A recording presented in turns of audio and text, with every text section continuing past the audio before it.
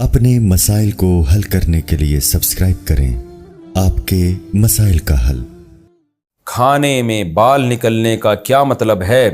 میری ایک دوست ہے، ان کے اکثر کھانے میں بال نکلتا ہے، چاہے کھانا گھر کا ہو یا دعوت کا ہو یا ریسٹورنٹ کا ہو، ہر جگہ یہ مسئلہ پیش آتا ہے۔ اس کی کیا وجہ ہو سکتی ہے؟ اس بارے میں اگر کوئی دعا ہو تو رہنمائی فرما دیں۔ صبا صاحبہ نے پوچھا ہے۔ آپ کی دوست جو ہے نا، ان کو بتا دیں کہ یہ کوئی مسئلہ نہیں ہے، یا تو ان کے اپنے بال بہت کمزور ہیں، وہ اس میں گر رہے ہیں، یا کوئی باورچی ایسا ہے جو سر پہ کیپ پہنے بغیر نماز کھانا بنا رہا ہے، اس کے بال گر رہے ہیں، یا یہ کہ کچھ بھی نہیں ہے تو پھر انہیں کی آنکھ میں خدا نخواستہ معذرت کے ساتھ کہیں بال تو نہیں ہے جو ان کو ہر جگہ نظر آ رہا ہے۔ تو ایسا کچھ بھی نہیں ہے۔ کھانے میں بال اگر ان کے نکل رہے ہیں تو کھانا گندا ہونے کی علامت ہے کہ کوئی کہیں سے بال گر رہے ہیں اس کے اندر، یا ان کی نظر بہت تیز ہے، وہ بال جو عام لوگوں کو نظر نہیں آتا ان کو نظر آ رہا ہے، تو بس بال نکلا کرے تو باورچی سے جا کے پوچھا کریں، بھائی صفائی کا خیال کرو، اور یہ کیا کر رہے ہو، تمہارے بال کیوں گر رہے ہیں اس کے اندر، یا یہ کھاتے ہوئے ان کے اپنے نہ گر رہے ہوں کہیں، اور کوئی جادو جن ٹونا وونا یہ سب یہ جو ہے نا اس کے نام پہ روحانی علاج والے ان کو الو بنائیں گے اور اب ان کی دکانیں چلیں گی۔ تو اس لیے فکر چھوڑ دیں اس کی، کھانا کھا لیا کریں آرام سے، اور دیکھیں کہ بال آ کہاں سے رہے ہیں۔ مکھی گر گئی تو پورا ڈبو کر نکالیں گے۔ میں نے ایک حدیث سنی ہے کہ مکھی کسی پینے کی چیز میں چلی جائے تو اسے پورا ڈبو کر باہر نکال دینا چاہیے، تو پھر وہ چیز استعمال کر لیں۔ اس بارے میں تفصیل سے بتا دیں۔ راشد صاحب انڈیا سے۔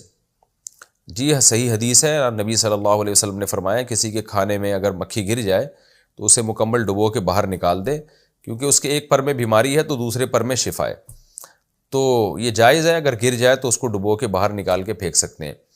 اب اس میں پھر علماء نے بحث کی ہے کہ جسمانی شفا ہے یا مادی شفا ہے، یعنی روحانی شفا ہے یا مادی شفا ہے۔ بعض نے کہا اس سے تکبر ختم کرنے کے لیے کہا گیا، یہ واللہ عالم، اب یہ تو قیامت کے دن ہی پتہ چلے گا۔ تو خلاصہ بہرحال حدیث کا یہی ہے کہ اس عمل میں کوئی حرج نہیں ہے، لیکن یہ چیزیں ایسی نہیں ہے کہ ان پر عمل کرنا واجب ہو۔ حدیث میں اباحت ہے، اباحت یعنی امر اباحت کے لیے کہ یہ جائز ہے، یعنی کھانا اس سے ناپاک نہیں ہوگا، کیونکہ اس کا امکان تھا نا کہ مکھی گر گئی تو پتہ نہیں کھانا ناپاک تو نہیں ہو گیا، تو اس سے ناپاک نہیں ہوتا، بلکہ آپ اس کو ڈبو کے باہر نکال کے پھینک دیں آپ۔ تو نبی نے جو فرمایا شفا ہے تو شفا ملے گی، اب چاہے وہ مادی ہو چاہے وہ روحانی ہو۔ لیکن اگر کسی کی طبیعت میں بہت زیادہ گراوٹ ہے، یا کھانا اتنا تیز گرم ہے کہ مکھی گر کے وہ پگھل گئی اندر، اس کی علائش نکل جاتی ہے، تو پھر یہ عمل ٹھیک نہیں ہے، کیونکہ حدیث میں جس کھانے کا تذکرہ ہے وہ تو نارمل کھانا جو عام طور پر جو نارمل ٹیمپریچر والا ہوتا ہے اس کے بارے میں۔ تو تیز گرم کھولتی ہوئی چائے میں گر جائے، اس بیس پہ کوئی پوری چائے اگر نہ پیے تو اس میں کوئی حرج نہیں ہے۔ تو یہ کوئی واجبی حکم نہیں ہے، یہ ایک جائز حکم ہے جس پر عمل کیا جا سکتا ہے۔ کھانے کے بعد کیا پانی پینا سنت ہے؟ کیا کھانے کے بعد پانی پینا سنت ہے؟ محمد مستقیم کراچی سے۔ دیکھیں، سنت کا مطلب دینی سنت تو بہرحال نہیں ہے، البتہ نبی صلی اللہ علیہ وسلم سے کھانے کے بعد پانی پینا آپ کے قول سے بھی ثابت اور آپ کے عمل سے بھی ثابت ہے، لیکن اس کو دینی سنت نہیں کہیں گے۔ آپ نے جو کی روٹی کھائی، اب یہ تو نہیں کہ جو کی روٹی کھانا دین کی سنت ہے۔ آپ نے گدھے کی سواری فرمائی، تو اب یہ تو نہیں کہ گدھے پہ سوار ہونا سنت ہے۔ آپ جا رہے ہیں جناب دوسرے ملک جا رہے ہیں اور گدھے پہ سوار ہو کے کہ جی نبی تو خچر پہ یا اونٹ پہ سوار ہوئے تھے، تو اسی طرح کھانے کے بعد پانی پینے کا اسلام سے براہ راست تعلق نہیں ہے۔ ہاں یہ بات ضرور ہے کہ پیغمبر کوئی ایسا کام نہیں کرتے جو فطرت کے خلاف ہو، صحت کے لیے نقصان دہ ہو۔ تو نبی نے جب کھانے کے بعد پانی پیا ہے، اور آپ کے قول سے بھی ہمیں پتہ چلتا ہے، تو اس سے پتہ چلتا ہے کہ کھانے کے بعد پانی پینے میں صحت کو نقصان ہو نہیں سکتا، کیونکہ پیغمبر نیچر کے خلاف کبھی نہیں چلتے۔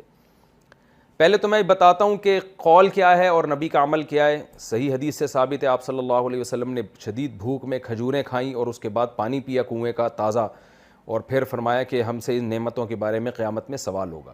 تو کھجوری کھانا تھا اس وقت، اس کے بعد پانی بھی پیا آپ نے۔ قول سے بھی ثابت ہے، آپ صلی اللہ علیہ وسلم نے فرمایا معدے کے 3 حصے کرو، ایک حصہ کھانا، ایک حصہ ہوا، ایک حصہ پانی۔ تو پتہ چلا یہ کھانا ہوا پانی تینوں ساتھ ساتھ ہی ہیں، تبھی تو 3 حصے کرنے کا حکم دیا ہے۔ تو یہ قول ہے جس سے پتہ چل رہا ہے کھانا پانی ساتھ ساتھ ہے۔ قرآن سے بھی اشارہ ملتا ہے کلو واشربو، کھاؤ اور پیو۔ تو بظاہر یعنی 100% تو نہیں، اشارہ بہرحال مل رہا ہے، لیکن یہ جو حدیث میں ہے نا کہ ایک حصہ کھانا، ایک حصہ پانی، ایک حصہ ہوا، اسی سے یہ بھی بات ثابت ہوتی ہے کہ نبی نے جو کھانے کے بعد پانی پیا ہے، یا اس حدیث سے پتہ چلتا ہے یہ جب ہے جب کھانا 1/3 کھایا جائے اور 1/3 سانس کے لیے جگہ چھوڑی جائے اور 1/3 پانی کے لیے۔ آج جو ڈاکٹر اور حکیم منع کرتے ہیں کہ کھانے کے بعد پانی نہ پیو، وہ اپنی جگہ درست ہیں. وجہ اس کی ہے کہ کھانے میں آپ نبی کی سنت کو فالو نہیں کر رہے، صرف پانی پینے میں کر رہے ہیں. کھانا آپ اپنے کلچر کے حساب سے کھا رہے ہیں، یعنی کھانے کے بجائے اس کو پھوڑنا کہتے ہیں. کھا نہیں رہے بلکہ پھوڑ رہے ہیں بیٹھ کے.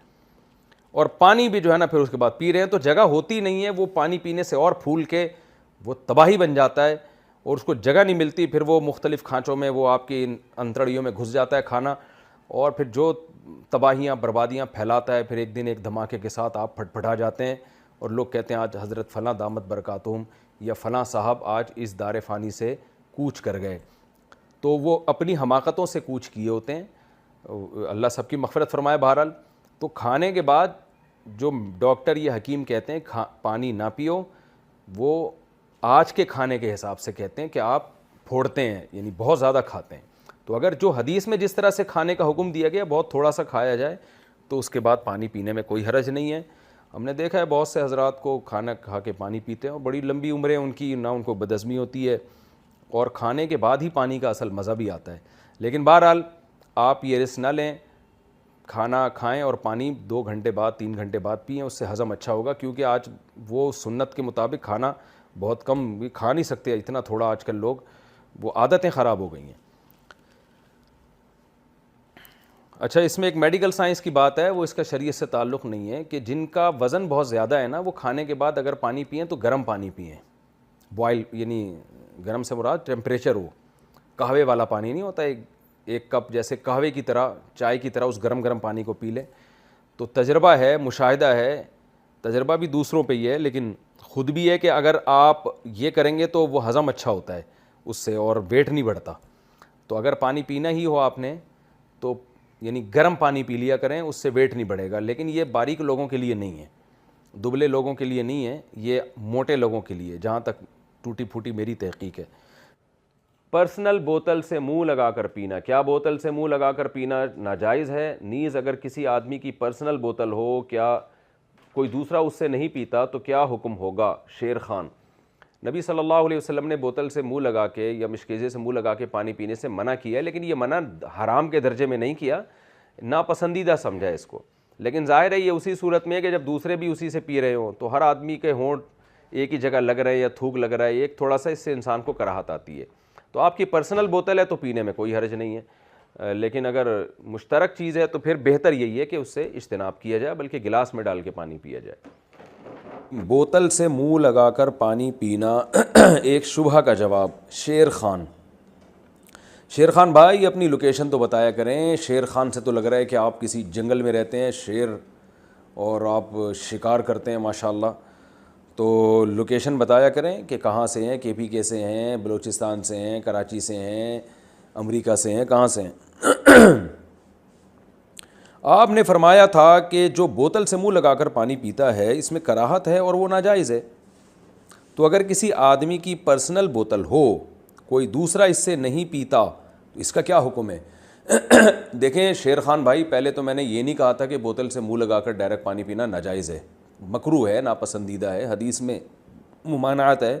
تو حدیث میں جو منع کیا گیا ہے وہ کراہت کے درجے میں، کیونکہ ان چیزوں کا تعلق آداب سے ہوتا ہے، رہن سہن کے. تو یہ حلال و حرام سے تعلق نہیں ہوتا ان چیزوں کا. تو وہ منع کیوں کیا نبی صلی اللہ علیہ وسلم نے، یعنی ناپسند کیوں کیا؟ اس کی وجہ یہی ہے کہ ظاہر ہے ایک ہی بوتل سے دوسرا آدمی کو کراہت آ سکتی ہے، آپ کا تھوک اس میں جا سکتا ہے وغیرہ وغیرہ. تو اگر آپ کی اپنی پرسنل بوتل ہے تو پھر میرا خیال ہے اس میں کوئی کراہت نہیں ہونی چاہیے. کوئی دوسرا اسے استعمال نہیں کر رہا ہے تو ٹھیک ہے، جائز ہے. جائز وہ بھی ہے لیکن یہ اس میں کراہت اور کم ہو جائے گی.